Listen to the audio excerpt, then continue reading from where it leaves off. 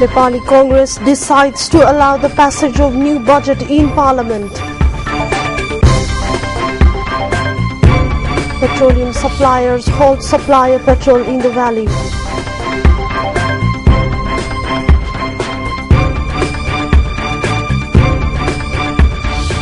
France announces phase-wise withdrawal of its 4,000 soldiers serving in Afghanistan. And Manang Marshangdi follows league leader Nepal Police Club in the A Division League at a touching distance.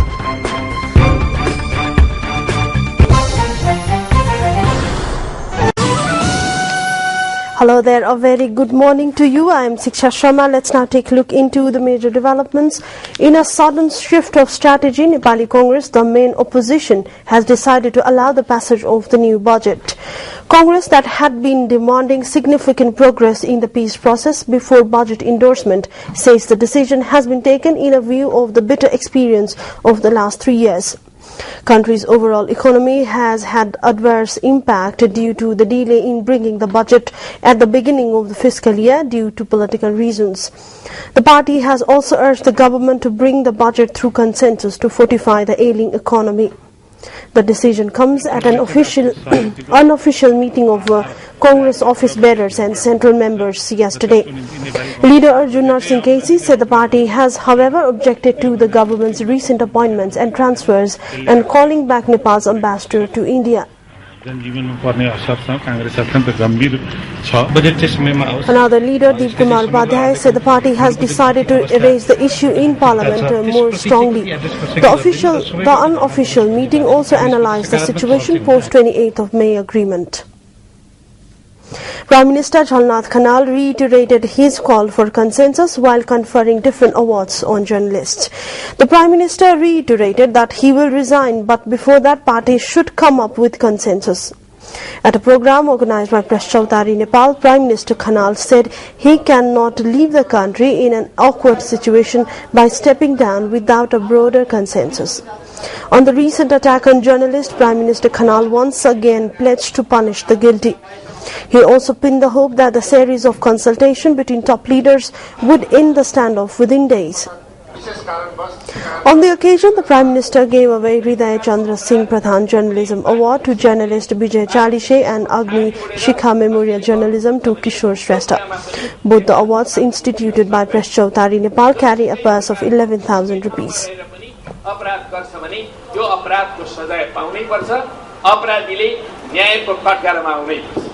त्यसमा संलग्न छन् उनीलाई गिरफ्तार गर्नको लागि आदेश दिइसकिएको छ हाम्रो प्रशासन प्रहरी प्रशासन त्यसमा दृढतापूर्वक लागिरहेको छ लाग्ने क्रममा उले सफलता प्राप्त गर्छ भन्ने कुरामा म बिल्कुल विश्वस्त छु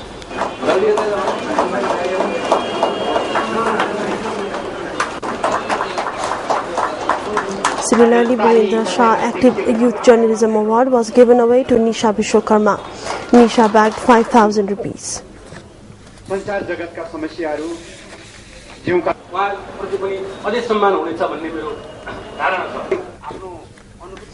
Meetings of Special Committee on the Integration and Rehabilitation of Maoist combatants have become meaningless now in the absence of political understanding.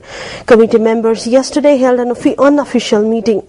The activity of the committee was at the peak for just a couple of days after 28th of May.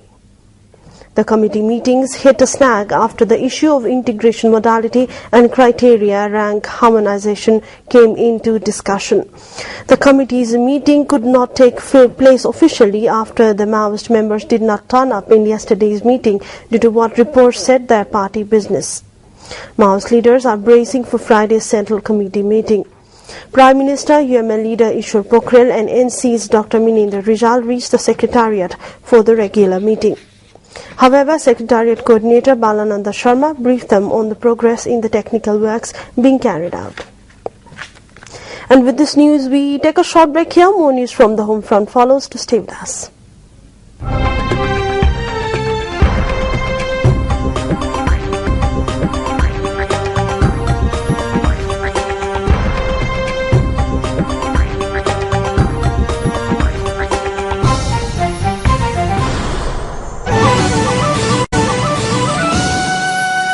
Welcome back. In further developments, Janatantrik Tarai Mukti Morcha has decided to enter into peaceful politics. The announcement comes as the Tarai-based armed outfit announced unification with Madhesi Janadhikar Forum Ganatantrik. Chairman of the MJF Ganatantrik Jayaprakash Prasad Gupta and chair of the outfit Rajiv Jha inked an agreement to this effect. After signing the document, the Gupta said the government should halt the operation launched in the name of Special Security Plan. He also urged all armed outfits in Tarai to shun armed agitation and join peaceful politics. काम करबे जे अनुभव अहाँ सबके सशस्त्र द्वंद्व के दौरान प्राप्त भेलैया ओकरा मधेश आंदोलन के और ऊंचाई में पहुंचावे के लिए प्रयोग करबे. Meanwhile, Jha said the government should withdraw cases filed against his activists and implement the earlier agreements. Petroleum suppliers halted supply of petroleum products in protest of the transfer of petroleum tankers from Barauni to Roxol. The Nepal Oil Corporation had earlier decided to stop transporting oil from Barauni and resume from Roxol. Meanwhile, Chairman of Petroleum Suppliers Association Khageshwar Bohra has said the suppliers will resume supply if the government provides security to them. He said an unidentified group tried to vandalize some petroleum tankers in Thankot yesterday. More than 80 tankers transporting petrol from Barauni have now been moved to Roxol. The move came in the recommendation of a high-level committee to regularize the supply of petroleum products. As the high-level committee's directives, the transport of petrol from Barauni cost a little higher than that from Roxol. Federation of Nepalese Journalists Bara section boycotted Energy Minister Gokarna Bishta's program yesterday. The journalist boycotted the program, saying the government is showing indifference towards bringing the culprit of Jono Khilana Thakal to book.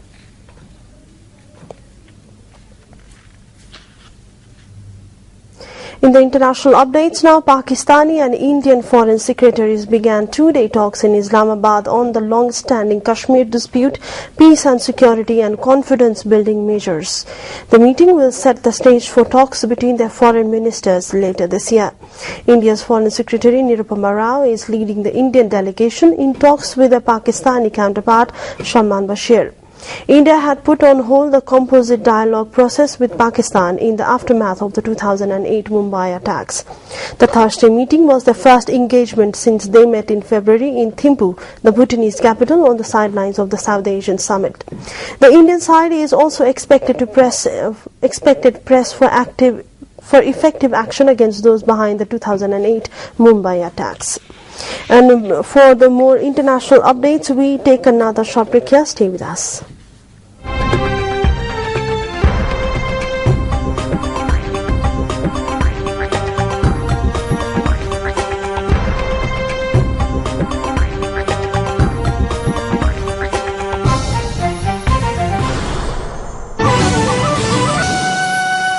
Welcome back. In updates from the international front, French President Nicolas Sarkozy has announced the phased withdrawal of its 4,000 soldiers serving in Afghanistan. A statement said the French would follow the timetable of U.S. withdrawals announced by President Barack Obama. Obama said 10,000 U.S. troops would pull out this year, with another 23,000 leaving by the end of September 2012. Afghan President Hamid Karzai welcomed the move, but the Taliban dismissed it as symbolic and vowed to continue fighting until all foreign forces left. At least 68,000 U.S. troops will remain in the country after the 33,000 have been withdrawn, but they are scheduled to leave by 2013, provided that Afghan forces are ready to take over the security of Afghanistan.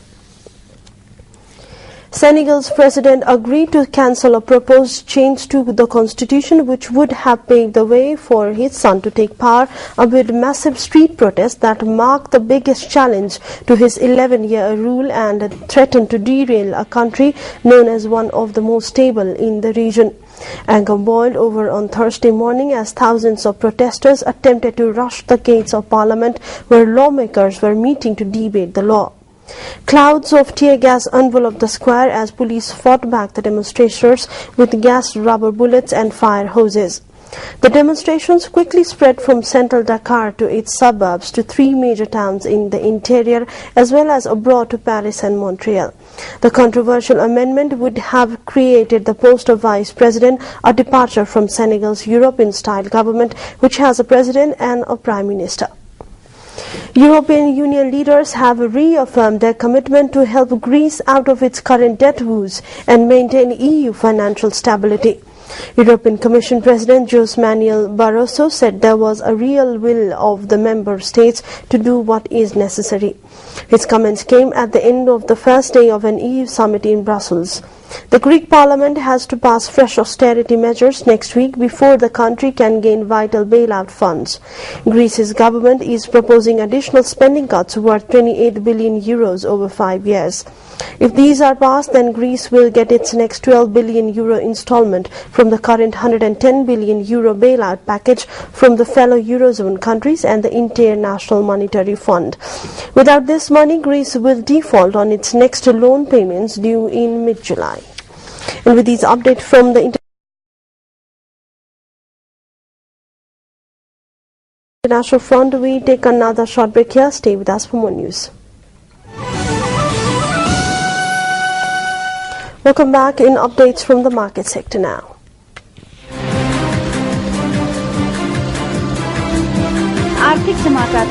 Nepal. Senior leader of CPN-UML Madhav Kumar Nepal has suggested the government focus on bringing a practical than a popular budget. Referring to the hindrances in the implementation of some popular programs in the past, Nepal said there is a need to review if the budget allotted for the villages have been rightly utilized.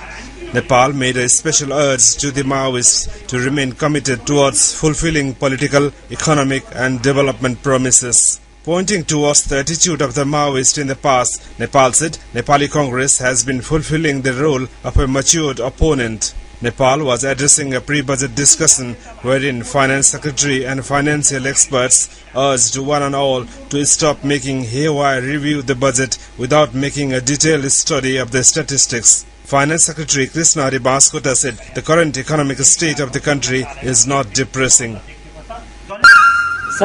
Unilateral minimum wage allocation and so on have had a direct impact on industries. On the other hand, increasing political intervention has led the industries to afford fewer orders while many have already collapsed. Nepal has been unable to take the orders for carpets from Germany owing to these problems. Germany is the second largest importer of Nepali carpet. Chairman of Nepal German Chamber of Commerce Gopal Sundar Kakchepati demanded separate labor laws for service sector and industrial sector. Minister for Labor and Transport Management Mohammad Istiaq Rai said the government is effortful towards this end in close coordination of laborers and employers. Nepal exported carpets worth 4.40 billion rupees in the year 2009-10, which is 7.3% of the total export.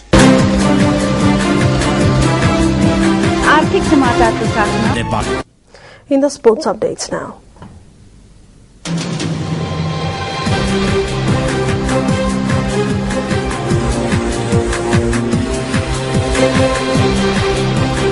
Manang Marchangdi club survived Jaula Khel scare in the Martyrs Memorial Red Bull A Division League yesterday to cut the deficit with league leader Nepal Police Club.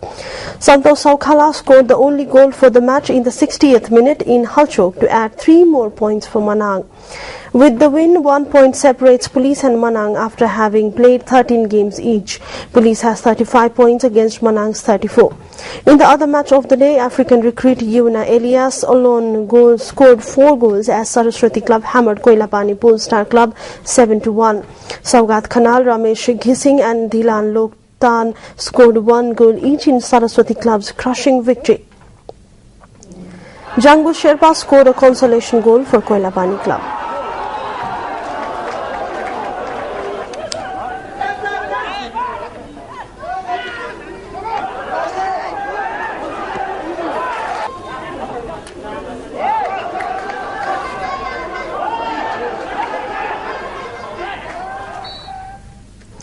Breaking the tradition of the capital-centered celebration, Nepal Olympic Committee organized International Olympic Day program in Lumbini, the birthplace of Lord Gautam Buddha. The program was organized in Lumbini to spread the message of peace through the sports and the Olympic movement. Former Olympians and Asian Games participants took part in the relay torch rally at the World Peace Fountain. The torch rally went around the Lumbini area after NOC President Dhruv Bahadur Pradhan handed over the torch to Youth Olympian Ram Chaudhary. Nepal Olympic Committee is marking the occasion with a week-long celebration in Lumbini and Butwal.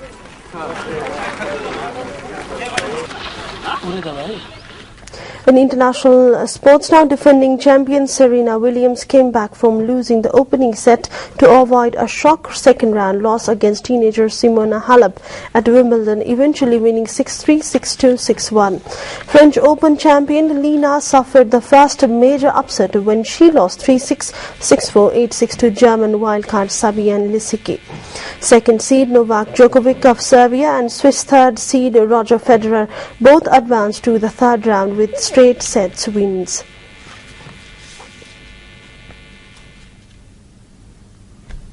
And it's time now we take a look into weather forecast. Division says temporary thunder shower is likely to occur at a few places. More in the details.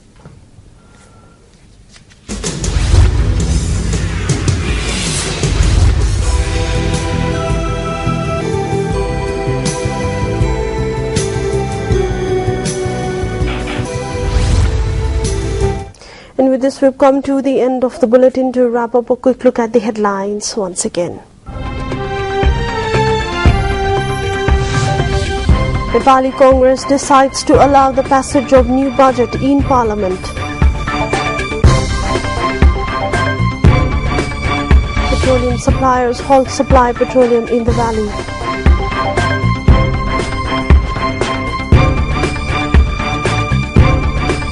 France announces phase-wise withdrawal of its 4,000 soldiers serving in Afghanistan.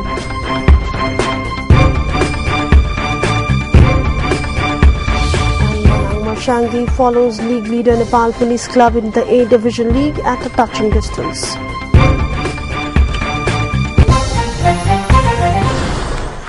That's all for now. We have another news bulletin in Nepali in less than an hour, and our next English news bulletin will come at 12. Till then, keep watching.